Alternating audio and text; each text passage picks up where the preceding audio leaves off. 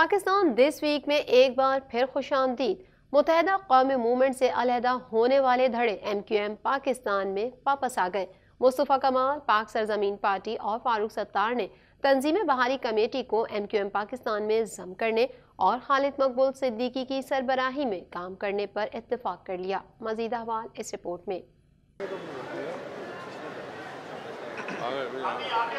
MQM Pakistan के convener Khalid मकबूल सिद्दीकी ने कहा कि 5 साल से शहरी सिंध की आवाम का इस्तेहसाल किया जा रहा है। दास्तान 50 साल पुरानी है। 5 साल में MQM मुंतशिर रही, हालात बद से बदतर हुए। इन हालात में आवाज से आवाज मिलाने की जरूरत थी। कराची मिनी पाकिस्तान है जहां हर जबान बोलने वाला बसता है। मुत्तहिदा कौमी मूवमेंट से अलहदा होने वाले धड़े MQM पाकिस्तान में वापस आ गए। मुस्तफ़ा कमाल, पाक सरजमीन पार्टी और फारूक सत्तार ने तंजीम बहाली कमेटी को MQM पाकिस्तान में जम करने और खालिद मकबूल सिद्दीकी की सरबराही में काम करने पर मुत्तफिक हो गए। MQM पाकिस्तान के कन्वीनियर ने कहा कि इन हल्का बंदियों के साथ 15 जनवरी को कराची और हैदराबाद में नहीं होने देंगे। MQM पाकिस्तान के आर्जी मरकज बहादुराबाद से मुत्तसिल पार्क में खालिद मकबूल सिद्दीकी, मुस्तफ़ा कमाल, फारूक सत्तार समेत दीगर कायदीन ने मुश्तरका प्रेस कॉन्फ्रेंस की। खालिद मकबूल सिद्दीकी ने तमाम शुरका की आमद पर उनका शुक्रिया अदा किया। अपने प्रेस कॉन्फ्रेंसेस के जरिए, कारकुनों के इजलासों के जरिए और अवामी जलसों में ये अपील करती रही है और दावत देती रही है कि हालात संगीन से संगीनतर हो रहे हैं। हम सबको उसकी संगीनी का एहसास है और इसलिए ज़रूरत इस बात की है कि हम तमाम लोग अपनी आवाज़ में आवाज़ मिलाएं। मुस्तफ़ा कमाल ने वाज़ेह किया कि हम खालिद मकबूल सिद्दीकी की निगरानी में काम करेंगे। महाजरों के साथ बुरा होगा तो फिर पख्तून, पंजाबी और सिंधियों के साथ भी अच्छा नहीं होगा। तमाम जबान बोलने वाले एक परचम तले काम करने को तैयार हैं। पाक सरजमीन पार्टी के चेयरमैन मुस्तफ़ा कमाल ने कहा कि हम पाक सरजमीन पार्टी से MQM में हिजरत करने आए हैं। आसिफ अली जरदारी अपने वजीरों को समझाएं कि कराची को मुखालिफ करके बिलावल को वजीर आजम नहीं बना सकते। आज का दिन पाकिस्तान की तारीख में अहम दिन के तौर पर लिखा जाएगा। 14 अगस्त को MQM छोड़कर गया, कोई जाती रंजिश लड़ाई नहीं थी। 3 मार्च 2016 को अपनी कौम की बका के लिए जो मुनासिब लगा वो किया। इस शहर को इसलिए आज़ाद नहीं कराया था कि आसिफ अली जरदारी इस पर कब्जा कर ले। आज इस सारी चीजों का फैसला करके आज मुस्तफा कमाल और उसके साथी आज एक और हिजरत करने आए हैं और वो हिजरत हम पाक सरजमीन पार्टी से मुत्तहिदा कौमी मूवमेंट की तरफ कर रहे हैं। फारूक सत्तार ने कहा कि आज एक मुनज़्ज़म और मुतहरिक MQM का आगाज कर रहे हैं। MQM की तकसीम ज़हर कातिल थी। इख्तिलाफात को एक तरफ रख कर MQM एक होने जा रही है। 22 अगस्त को एक लकीर खींची गई तो हमने भी लकीर खींच दी गई। 22 अगस्त को जब अलग हो गए तो फिर हमको 22 के मुकदमात में क्यों फंसाया जा रहा है। पूरे मुल्क में सियासी कशीदगी और इक़्तिदार का झगड़ा चल रहा है। हम एक होकर मुल्क में कौमी किरदार अदा करने का मौका दिया जाए। डॉक्टर फारूक सत्तार ने कहा कि आज का दिन पाकिस्तान और सिंध की शहरी इलाकों के लिए अहमियत का हामिल है। पाकिस्तान के मौजूदा सियासी और मौशी बहरान में MQM उम्मीद की किरण है। फारूक सत्तार ने कहा कि सियासी जमातें दस्तो गिरेवा हैं, हमारा अमल बताएगा हम क्यों जमा हुए। उन्होंने कहा कि आइंदा 10 साल क़यादत खालिद मकबूल सिद्दीकी करेंगे और इस दौरान हम नौजवानों को क़यादत के लिए करेंगे। और हमारे जो भी फरोई जो भी इख्तिलाफात थे उनको एक तरफ रख के आज एक मुत्तहिद, मुनज़्ज़म और मुतहर्रिक MQM पाकिस्तान कायम करने जा रहे हैं। मेरे ख्याल में ये पूरे पाकिस्तान के 24 करोड़ अवाम के लिए हवा का ताज़ा झोंका है। कश्ती के जरिए करोड़ों रुपए की मंशियात स्मगलिंग की कोशिश नाकाम बना दी गई। मैरीटाइम सिक्योरिटी ने समंदर में फेंकी गई 700 किलोग्राम हशीश बरामद कर ली। 2 स्मगलर्स और कश्ती को हिरासत में ले लिया गया। खुले समंदर में ऑपरेशन के दौरान कश्ती से 20 करोड़ रुपए मालियत की मंशियात कब्जे में ले ली गई। मजीद अहवाल इस रिपोर्ट में।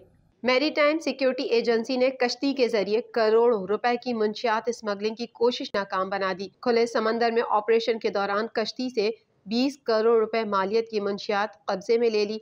2 स्मगलर्स और कश्ती को हिरासत में ले लिया गया। कस्टम इन्फोर्समेंट के हमरा प्रेस कॉन्फ्रेंस करते हुए deputy DG PMSA commodore Aamir Iqbal ने बताया कि मैरीटाइम सिक्योरिटी एजेंसी ने खुले समंदर में कार्रवाई करते हुए 20 करोड़ रुपए मालियत की मंशियात स्मगलिंग की कोशिश को नाकाम बना दिया। कोमोडोर आमिर इकबाल का कहना था कि ऑपरेशन के दौरान 2 स्मगलर्स और एक कश्ती को हिरासत में ले लिया गया, जबकि दूसरी कश्ती में मौजूद स्मगलर्स कश्ती समेत फरार हो गए। कोमोडोर आमिर इकबाल ने मजीद बताया कि स्मगलर्स ने शवाहिद मिटाने के लिए कश्ती में मौजूद मंशियात को समंदर में फेंक दिया। ताहम मैरीटाइम सिक्योरिटी ने समंदर में फेंकी गई 700 किलोग्राम हशीश बरामद कर ली, जिसकी मालियत 10 करोड़ रुपए के लगभग है। हुक्काम के मुताबिक जब्त शुदा मंशियात और मुलजिमान को कराची मुंतकली के बाद मजीद कार्रवाई के लिए कस्टम हुक्काम के हवाले कर दिया गया है। बालाई इलाकों में बर्फबारी के साथ कराची समेत मुल्क भर में सर्दी की शदीद लहर जारी है। कराची में आज से 16 जनवरी के दौरान कोल्ड वेव की शिद्दत का इम्कान है। नवान इलाकों में दर्जा हरारत 3 से 5 डिग्री सेंटीग्रेड तक गिरने की पेशगोई की गई है। मौसम का मजीद हाल जानेंगे इस रिपोर्ट में। बालाई इलाकों में बर्फबारी के साथ कराची समेत मुल्क भर में सर्दी की शदीद लहर जारी है। कराची में आज से 16 जनवरी के दौरान कोल्ड वेव की शिद्दत का इम्कान है। नवाही इलाकों में दर्जा हरारत 3 से 5 डिग्री सेंटीग्रेड तक गिरने की पेशगोई की गई है। कराची का मौजूदा दर्जा हरारत 10 डिग्री सेंटीग्रेड रिकॉर्ड किया गया। आज रात ठंड मजीद बढ़ने की पेशगोई की गई है और आइंदा चंद रोज में सर्दी की शिद्दत में मजीद इजाफा होगा। महकमा मौसमियात के मुताबिक कराची में आज दर्जा हरारत 6 से 7 डिग्री रहने का इम्कान है। दिन में मौसम खुश्क और रात में सर्द रहेगा।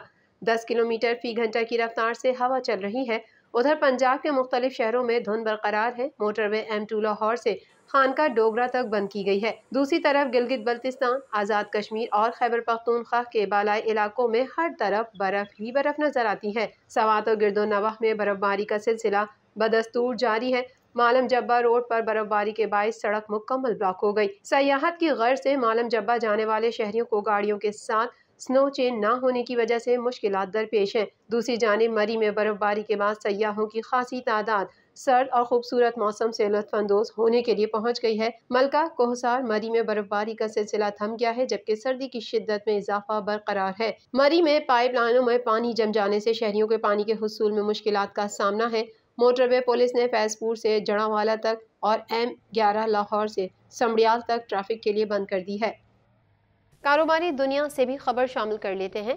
शहर कराची में मुख्तलिफ मकामात पर ट्रकों में सरकारी स्कीम का आटा सप्लाई किया जा रहा है। मार्केट में आम ब्रांड और खुला आटा मनमानी कीमत पर फरोख्त हो रहा है। कराची से पेशावर तक मुल्क भर में आटे का रोना है और आवाम सस्ते आटे के हुसूल के लिए दर दर की ठोकरें खाने पर मजबूर हैं।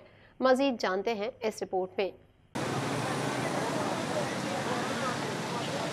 शहर कराची में मुख्तलिफ मकामात पर ट्रकों में सरकारी स्कीम का आटा सप्लाई किया जा रहा है। मार्केट में आम ब्रांड और खुला आटा मनमानी कीमत पर फरोख्त हो रहा है। कराची से पेशावर तक मुल्क भर में आटे का रोना है और आवाम सस्ते आटे के हुसूल के लिए दर दर की ठोकरें खाने पर मजबूर हैं। कराची में गंदम की कीमत में 10 रुपए फी किलोग्राम कमी हो गई, लेकिन आटे की कीमत कम न हो सकी।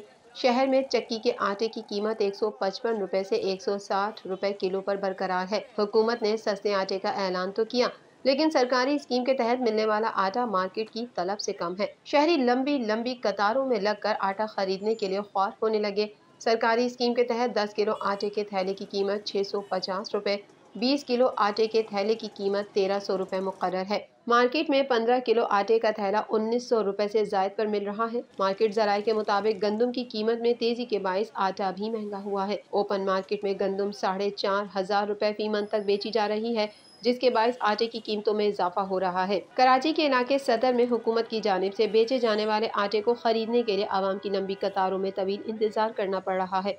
इस मौके पर आटा खरीदने के लिए आए एक शहरी हबीबुल्ला का कहना था, आटा कोरंगी से आ रहे हैं, कहीं पर भी आटा नहीं मिल रहा है। दुकानों पे जाते हैं तो 1500, 1700, 1600 रुपए का 10 किलो मिल रहा है। एक गरीब बंदा 600 रुपए, 700 रुपए दिहाड़ी है, आटा भी पूरा नहीं हो रहा है। इतने खाने वाले और यहाँ पे आते हैं तो इतनी लाइनें लगती हैं, पूरे दिन की दिहाड़ी चली जाती है। फायदा क्या होता है, 650 का आटा देते हैं, वो 1000 रुपए की दिहाड़ी चली जाती है।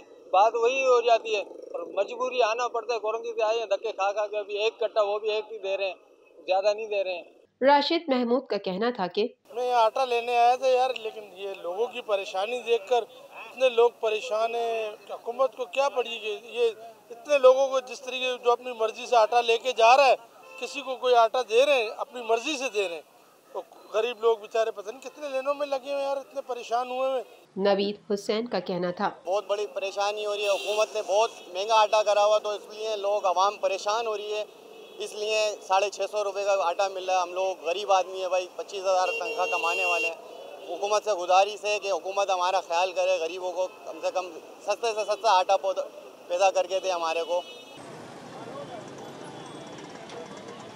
पाकिस्तान दिस वीक में फिलहाल इतना ही। मजीद खबरों के साथ अगले हफ्ते फिर हाजिर होंगे। जब तक के लिए अपनी मेज़बान को इजाज़त दीजिए। अल्लाह हाफिज़।